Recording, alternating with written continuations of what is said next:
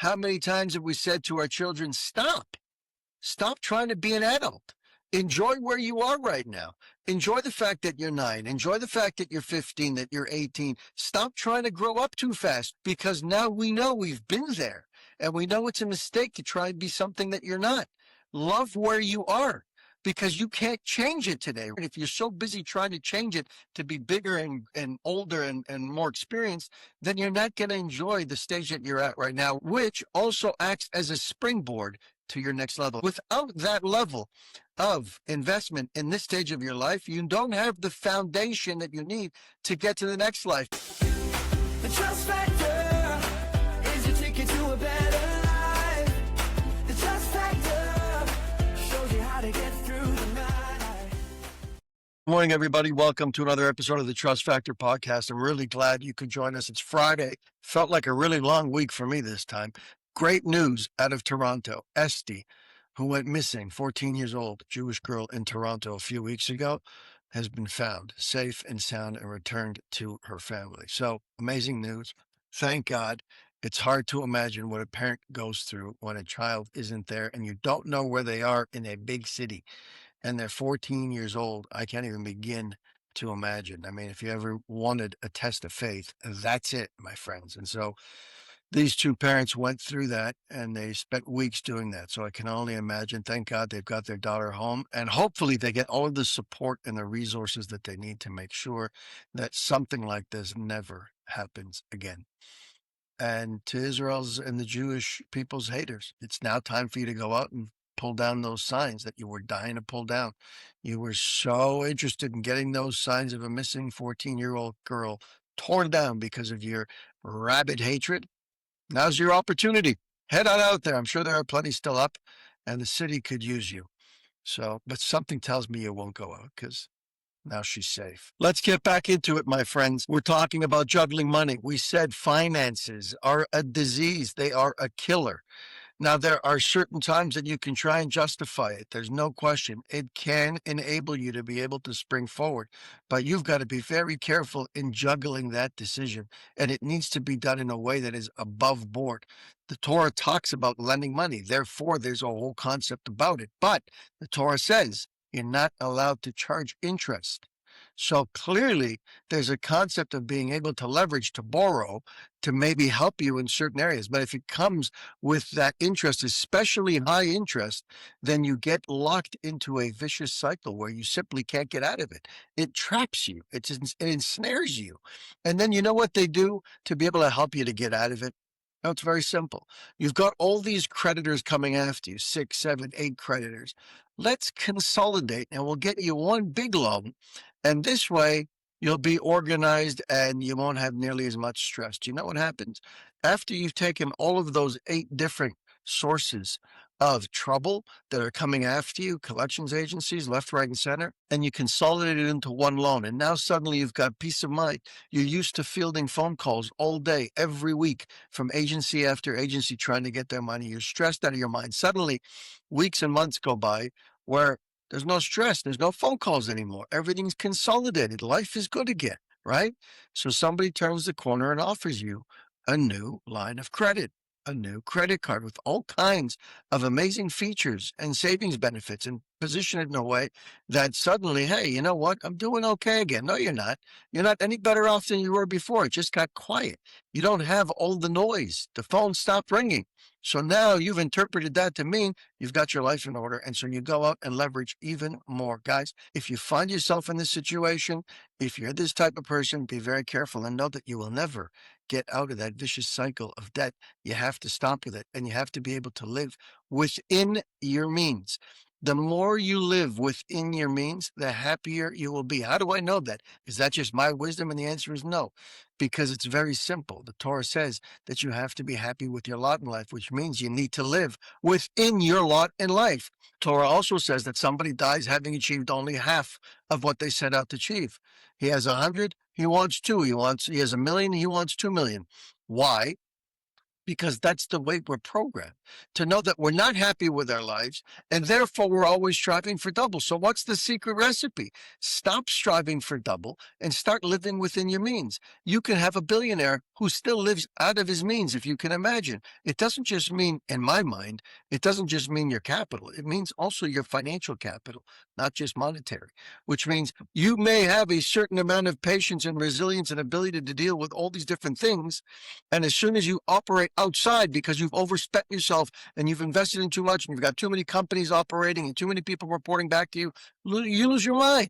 First, you lose your family, then you lose your community, and then you lose your mind because it's all about that. So you may not be cut out for that.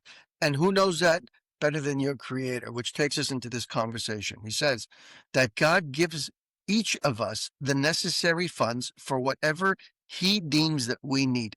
It's very nice that you think you know what you need, but we've already established clearly up until now for all of us that we know very little, if anything. He knows everything. He says right now, you don't need to be a millionaire. Right now, you don't need to be a billionaire. It might be in the cards for you later on. That's yet to be determined by us. He knows. But as far as we're concerned, if we didn't get what we're looking for, it's simply because we do not need it. And in fact, it may actually be bad for us. Let's keep reading. A person with emunah knows that if the creator wants him to invest a large sum, he'll provide him with the funds. If you're supposed to invest in that real estate or the stock market or whatever it is, he will make sure that it comes at an opportune time where you have that extra cash. And again, if you're an entrepreneur, I'm speaking one to another, you know this very well because you have investments to make in business and you've got your regular monthly cash flow and you know what needs to come in order to go out, and it often seems like it's just the right amount of money. If you know what I'm talking about, you know what I'm talking about, that when the right time comes, that account gets nice and plump. Why? Because he knows what's waiting around the corner, because he knows that you're going to have a heavy cash outlay. And so it just so happens that at the right time of the month every year, you get that little infusion that helps you to get through the next little phase of your business. Always the case. You get through 1 month to get through another until something opens up, something loosens up. And it may not even be in the industry you're in right now. It might just be that the job you're doing now is to be able to provide you with a moderate means for this stage of your life. I don't know how long that is, and neither do you, but he does. So you have to understand that there's a reason why you're operating in that range. Does the creator lack the necessary capital? Does the creator need banks? Does he need loan sharks? Obviously not. If the creator provided us with a small sum, it's a sign that in the meanwhile, he wants us to run our business on a small scale. This is a tough concept for people to swallow. When we do, we see a blessing in whatever we do. Why is it a tough concept for business people, which is kind of generally what we're talking about? Why is this a difficult pill to swallow? Because most entrepreneurs, most business people don't get into business in order to be limited. If I wanted to be limited by how much I make, I'd become an employee. My employer determines this is your salary, and that's it. You might get bonus, you might not. If you don't have a bonus, even more the case. This is your set salary. You have nothing to think about it anymore until maybe you're up for review. If you have a bonus involved, okay, maybe you can impact it a little bit. But generally speaking, if you want to be limited, go get a job and they'll limit your salary. When you're in business for yourself, the understanding is that I'm not limited. I'm only limited by myself. Nobody else can limit my pace. So now here I am. I've established this wonderful business. I'm out there trying to make money and I keep hitting roadblock after roadblock. In the meantime, I'm paying all my bills. I've put my kids in private school. I've got cars in the driveway. I own a home. I've got a business. I've got employees. I've got food in the fridge. I've got everything that I need, clothes on my back. Everything is working out for me. But what's not working out is what I think I need right now, which is for my business to go to the next level. I'm trapped making X amount of money, and I can't get beyond that. I can't grow my revenue beyond that amount. What's going on? And I drive myself mad. I've done everything. I've pulled out all the stops year after year. I've bent over backwards. I've outperformed. I've done 10 people's jobs.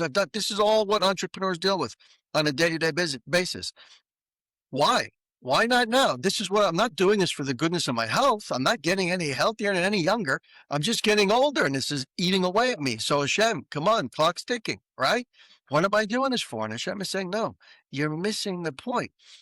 Just the fact that you're not happy with what you have right now is the problem. Tune in. Maybe right now in this industry, in this stage of your life, until you hit 60, you're just on cruise control. You're coasting, which you should enjoy. How many people get to coast? How many people get to have all their bills paid and 99% of the things that they want and all of the things that they need? Maybe they can't rack up millions in the bank, but who cares? At the end of the day, you're living a great life. What's going on? What are you complaining about? Stop and enjoy it. You're missing the entire view as this high speed train that you're on rockets through life. Stop and enjoy the view. Enjoy the fact that you've made X amount of money and you can have time with your children and that you're not some billionaire locked up in an ivory tower with 10,000 people reporting to them and you don't have enough time to even breathe. You can't foster a relationship with your family. Enjoy the benefits of living a modest lifestyle. It's not even modest, a middle class lifestyle. Enjoy the benefits of living a middle class lifestyle or an upper middle class lifestyle or wherever it is, a lower middle class lifestyle. If you're living wherever you're living, understand that right now, that's where you need to be. If you're a billionaire, it's because you shouldn't be a pauper. And if you're a pauper, it's because you shouldn't be a billionaire. It will hurt you. It will play against you. He knows that. We don't. We're always striving for the things that the rest of the world tells us we think we need. I saw a quick video the other day, just a short one online. You know, sometimes you get nuggets of wisdom from random people, and the guy comes on and he's talking about, wait a second, you're telling me that God put everything that we need in this world for us to be able to live and thrive for free, right? Building materials, food, the ability to cook, fire, all these different things we have that we can make for ourselves for free. And somehow look at where we've come to right now, where we're all chasing a fiat currency, meaning a dollar that has nothing that backs it. We used to have cattle. We used to have assets. We used to have physical things that we could trade. We knew they had value to them. They had practical use. Today, we're all running after stacks, not even stacks. It's all online. We're running after digital numbers on a screen. Are you kidding me? Flip the power off, it goes dark.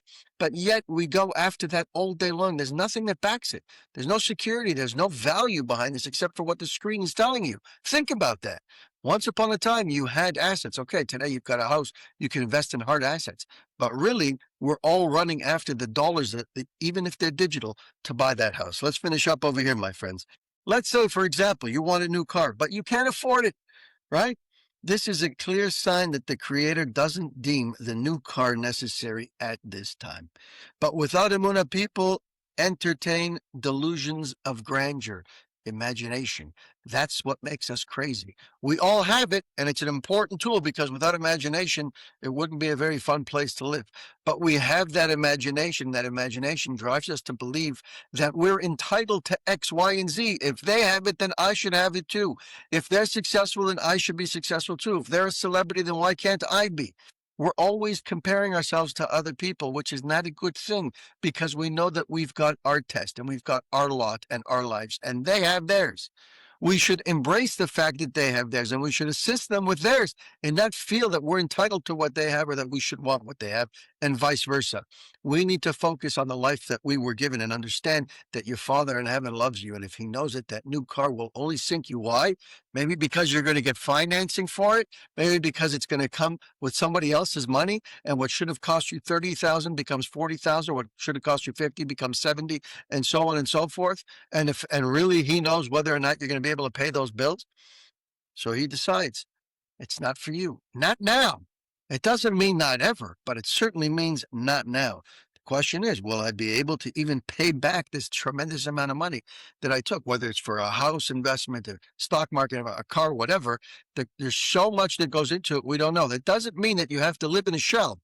It just means to understand that you're at a stage right now with every time you make an effort to move forward, you find yourself being brought back. 2 steps forward, 1 step back, 2 steps forward, 2 steps back, 2 steps forward, 3 steps back. We've all been there. That's life, right? It's never like this, right? So if you find yourself in there, instead of fighting to get out of it, enjoy it. Think again what we say to our children. How many times have I brought up that analogy? Because the Torah brings it up all the time. How many times have we said to our children, stop? Stop trying to be an adult. Enjoy where you are right now. Enjoy the fact that you're 9. Enjoy the fact that you're 15, that you're 18. Stop trying to grow up too fast. Why? Because now we know we've been there and we know it's a mistake to try and be something that you're not. Love where you are.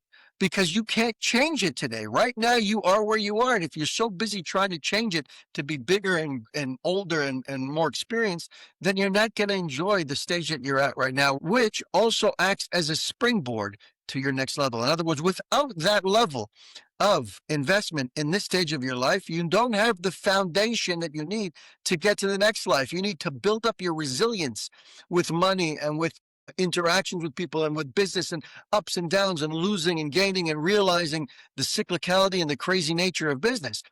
It builds you up. It makes you strong so that you can endure the next stage when you get up there and he takes you to the next tax bracket and suddenly your business does start to grow. You can approach it with a sense of maturity and experience that you would not have had if you would have just given it to you right away when you wanted it. You understand? We don't see that. And that's why it drives us crazy. The trick is to see it. The trick is to tune in. You're learning. You're on the podcast. Congratulations. You're doing exactly what you're supposed to do. Just make sure that it gets in and you lock it in. You're fighting an uphill battle because this is a small portion of your day. The rest of your day, the rest of the 23 hours and 45 minutes, you're out looking around, looking at billboards, listening to the radio, watching the news, online scrolling, being bombarded by society and secularism. So take this 15, 20 minutes, these precious times, hopefully more. Keep learning all day as long as you can. Block out all that noise and make this content your number one content. Doesn't have to just be this podcast. There are many out there.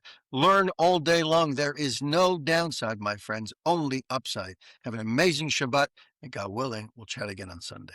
Thank you for spending time with us on the Trust Factor podcast. If you've heard something today that moved you, save this episode and share it with someone who might need to hear it. Be sure to subscribe so you don't miss upcoming conversations that challenge, empower, and uplift. And if you're on social media, connect with us. Leave your thoughts. Drop a quote that resonated with you. Hashtag the Trust Factor podcast. Until next time, keep growing in your trust and keep living with purpose. I'm Jesse Revivo, and this has been the Trust Factor podcast. Thanks for listening.